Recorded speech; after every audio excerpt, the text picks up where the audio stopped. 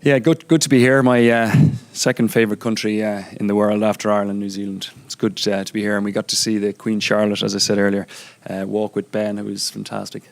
Pleasant 4 days. So I'll just give you a quick overview of Ireland and where we're at, and just give you a sense of what we've achieved since it's 30 years old now. Ireland is Ireland, DEBRA Ireland, and it's got we're about bringing in about 1.3 million.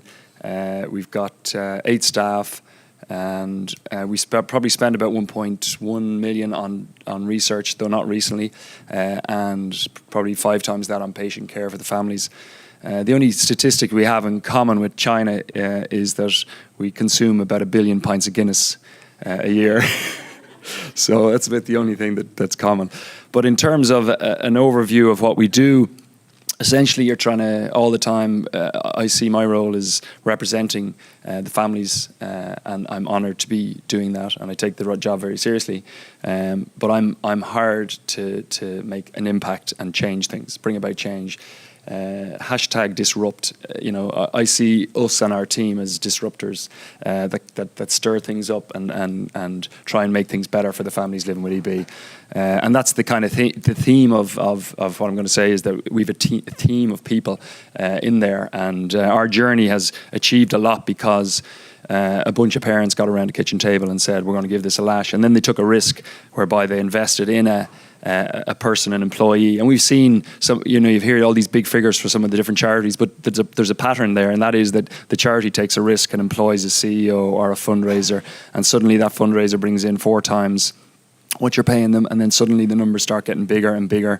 Yes, you have a cost, but ultimately the charity suddenly is able to deliver big numbers, and that's been our experience to date. Obviously, we've got help from the likes of DEBRA UK in terms of building it up and making things happen, but that's been our journey. And in summary of the sort of stuff that we're doing, we have a great team that work in Crumlin Hospital. So Anne-Marie is here, but she's gone home early, so I'm going to tell Rosemary Watson about that. So she's amazing, and her team in there. And we've funded roles in there, and we've recently just funded a outreach nurse in Crumlin Hospital, Susie O'Neill. She's a legend. So she's kicked off, and she's on a journey to add value around the country. So we're all excited about that. We initially funded it, and then we took a risk, and we actually invested in an employee doing advocacy work. So I don't know how many of you employ an advocacy person, but we pay somebody 3 days a week to do it, and her job is to annoy politicians and annoy ministers and try and get better services for people living within B, because it's all about closing that gap between what families need and what they have, and that gap is what drives us. And Fiona has done a phenomenal job to the point that she's after getting funding for that EB outreach nurse from the state for 3 years. So she was only at that advocacy work for possibly maybe 9 months, and that's a big result because it's €250,000. For us to raise €250,000 might have cost us. We might have had to raise €400,000. So it's a massive impact on the organisation. But I'm surrounded by amazing women. Blessed is he among women. So that's Fiona, who heads up the advocacy. I've Deirdre, who heads up the family support, and she gave birth to little Amelia there recently. And before she left, to say that she'd everything covered was an understatement. She had this girl Eve trained up, who's amazing. She had notes on all of the families in terms of to be up to date, and to the point now that she's actually working 5 hours a week, like a week after she had Amelia in EB. So she's a phenomenal lady and drives our whole family support services. She drives around the country supporting the families, and she issues grants to families, respite grants to families, which have doubled in the last 2 years. So she's delivering for families in that area, and she's there, as someone said earlier, sitting at the kitchen table just listening and being there for a lot of the families. But she's inspiring. And then the lady, I'm lucky enough to have Judah Gilson, some of you might have met her, but she heads up our fundraising, and she's the lady that got Harry Styles to reveal his tattoo a few years ago for EB Awareness Week, and it caused a major storm when he tweeted it out there. But that event is still going on, and it typically raises about 60,000-70,000. That's the butterflies tattoos. We get celebrities to wear the tattoos and then take a picture, put it up on Facebook, and text butterfly to 50300. And that brings in good money as well, particularly if you can get it on national TV, which we have done with a few celebrities.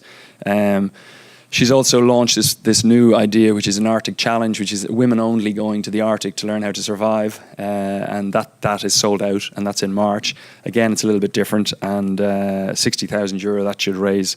I'm driven by money, as you can hear, because I realise that without money we can't make a difference to people's lives. So that's what drives me. Obviously Avril was a big contender. A lot of you knew Avril, so she's left us, but she did a massive amount of work around the clinical guidelines and working with Tatya and Francis to make that happen. That's where it all started, you know. Phenomenal lady. She's moved on. She also was very involved with the registry, and that was being driven by the Irish Skin Foundation in Ireland, who put in about 150,000 into that, and that's where the initiative came around the registry. So powerful lady, and she leaves just when we're about to spend money on research. We're about to commit €240,000 to research, and we're going through that process now of deciding where we put it. But Avril, I took all money away from Avril during the recession and made her make things happen with no money, and then when I give her money, she leaves. So a strange one, but she was great, and everyone knows her. But that's been the key to DEBRA's success, has been investing in people that are passionate, that are committed, and that are there to disrupt and not accept the status quo. And touch wood, that formula has been working to date. And Orla, great finance person, really good on the numbers. Lindsay, Kim, or Susan, all this gang are just powerful people that are very committed. And we run a flat structure, very transparent and very open. But we all are take the role of representing families very, very seriously. And we won't rest until we assign this condition to the EB medical history books, and we make the quality of life for people living with EB better. So that's the world of DEBRA Ireland.